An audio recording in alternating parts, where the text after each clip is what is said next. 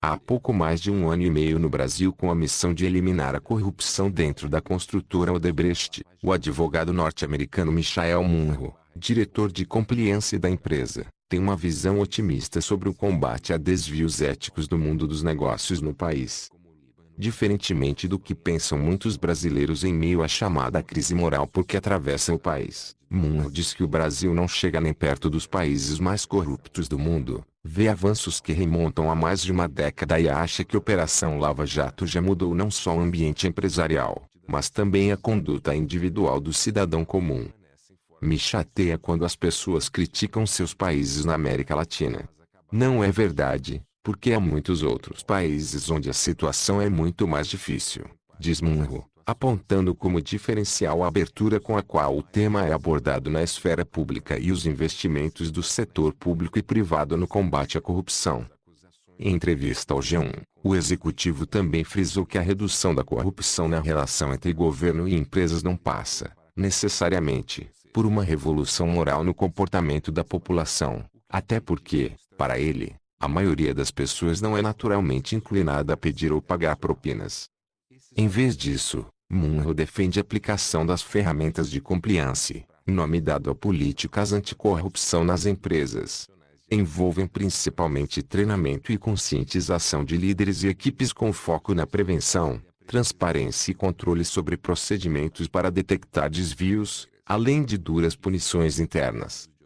Leia abaixo os principais trechos da entrevista, na qual ele também falou sobre as dificuldades que enfrentou na Odebrecht, que fechou a maior delação da Lava Jato, com 78 executivos de cúpula confessando seus crimes.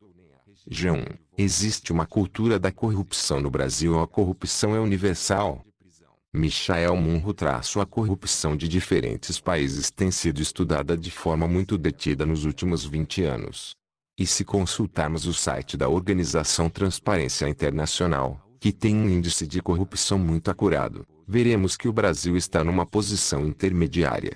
Atualmente, o Brasil está na 79ª posição, junto com China e Índia, numa lista de 176 países, ordenados dos menos para os mais corruptos. Consulte aqui.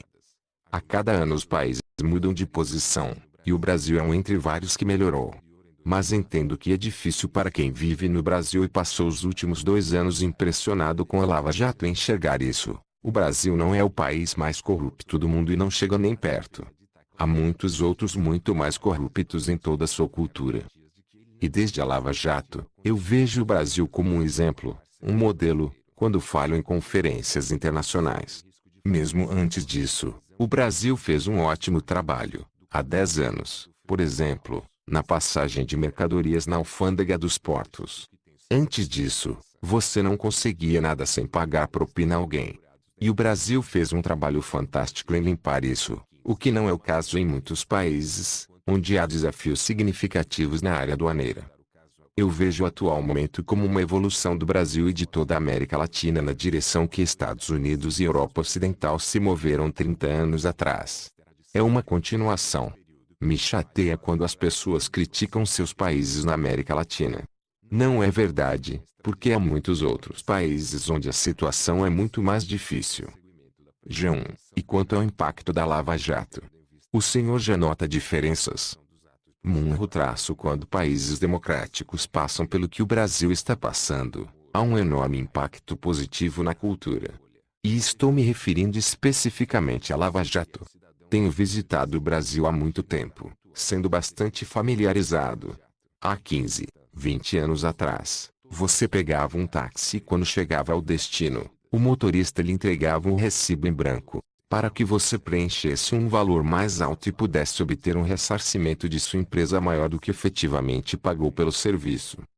Hoje, eu não tenho carro em São Paulo, onde vivo há 15 meses, e nunca vi nenhum taxista me entregar uma nota em branco e que não estivesse assinada com o valor exato da corrida. Não posso dizer com precisão o dia em que isso mudou, mas desde a Lava Jato, eu tenho notado uma mudança geral na visão das pessoas. É um pequeno exemplo. G1. Então o senhor considera que a Lava Jato, nos últimos 3 anos, de fato contribuiu para mudar a prática cotidiana das pessoas? Munro eu acredito que sim. Agora, Tenho que ser cuidadoso com essa aposta, porque pessoas diferentes vivenciam situações diferentes, dependendo de seus vizinhos ou sua cidade. Não quero falar por todos os brasileiros, estou falando apenas pela minha experiência limitada. Mas sem dúvida, para mim, algo mudou. As pessoas não falavam, não conversavam tanto sobre a corrupção antes da Lava Jato. Nos países mais corruptos, especialmente os 50 mais corruptos, eu lhe garanto que você não encontrará a imprensa falando sobre a corrupção, como se vê aqui na América Latina. A corrupção sempre se opera no segredo e no escuro. Quando há transparência, quando há questionamento, é evidente que a corrupção se reduz. E claro, no Brasil e outras nações latino-americanas, tudo isso está vindo à tona. As pessoas estão indignadas, a raiva, emoções típicas quando as pessoas descobrem algo ruim. Uso uma analogia. Alguém poderia desconfiar que a esposa estivesse lhe traindo por meses e poderia até saber, mas quando ela é pega em flagrante, a coisa muda. Acho que no Brasil aconteceu algo parecido. A cultura já mudou de forma significativa desde a Lava Jato. E o fato de o Brasil ser uma democracia contribui muito.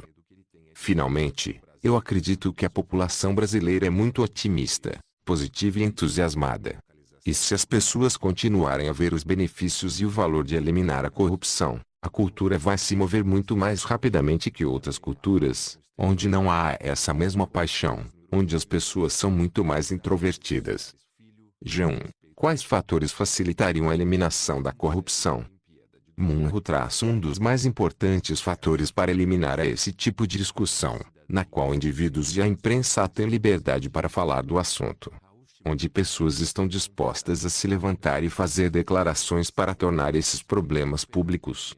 Isso é muito positivo e é o que realmente faz a diferença, em relação a muitos outros países onde não há essa liberdade. Eu estive em muitas entrevistas à imprensa desafiadoras em diferentes partes da América Latina e foram muito boas, com as pessoas fazendo as perguntas certas e difíceis, como devem. Então isso é o lado positivo que torna mais fácil combater a corrupção, liberdade de imprensa e veículos dispostos a investigar e falar sobre o assunto. O segundo fator que facilita é o nível econômico do país. Países com extrema pobreza são mais difíceis no combate à corrupção, porque é algo que custa tempo, dinheiro, esforços e organização. Envolve capacidade financeira de colocar operações em sistemas transparentes, com análises eletrônicas dos dados. Isso funciona melhor em países mais estáveis economicamente, que não sofrem com a pobreza extrema. Nós todos nos preocupamos com pessoas que não têm o suficiente para comer. Mas quando isso se torna o foco de 80% ou 90% de um país, não há tempo nem dinheiro para companhias e governos erguerem os controles e a estrutura de combate à corrupção.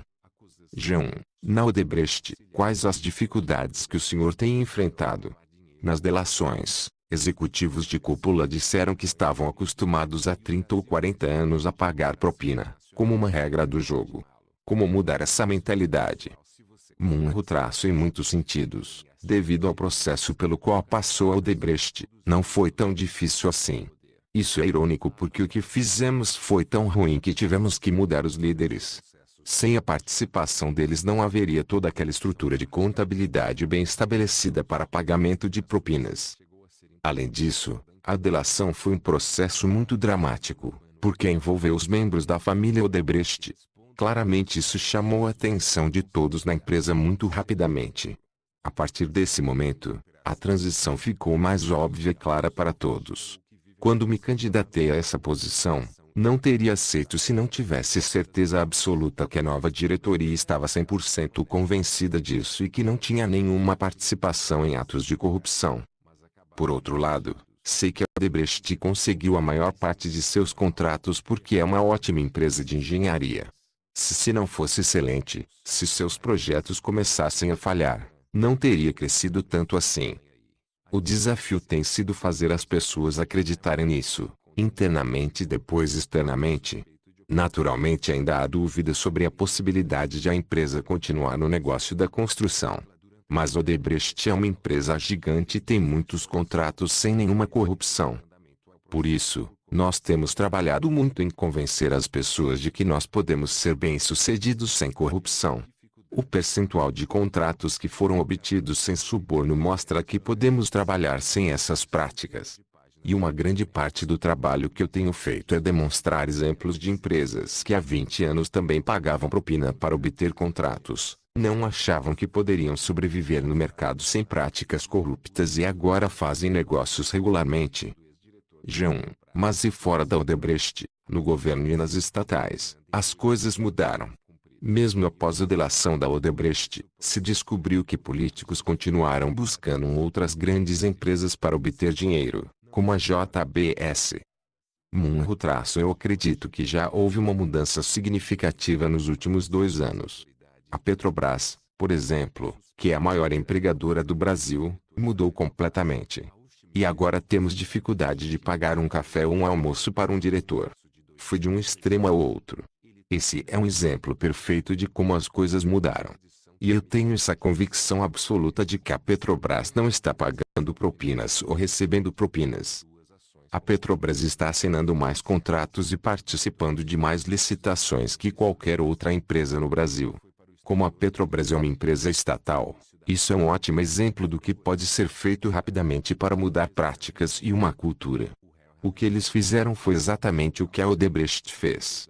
Eles introduziram na cultura um sistema de conformidade, de compliance. Criaram um cargo de presidente de conformidade, treinaram e educaram os funcionários, fizeram auditorias e introduziram esses sistemas que devem fazer parte de todas as empresas privadas e públicas. Isso está acontecendo também em outras empresas estatais e no BNDES e pode ser feito nas agências reguladoras, nos governos estaduais e municipais, com processos licitatórios mais transparentes, o que seria muito útil no combate à corrupção. Pessoalmente, eu acredito que a maior parte das pessoas são boas. A maioria não quer pedir propina ou pagar propina, seja do governo ou do setor privado. Por isso, o sistema de compliance seria bom para qualquer governo ou empresa.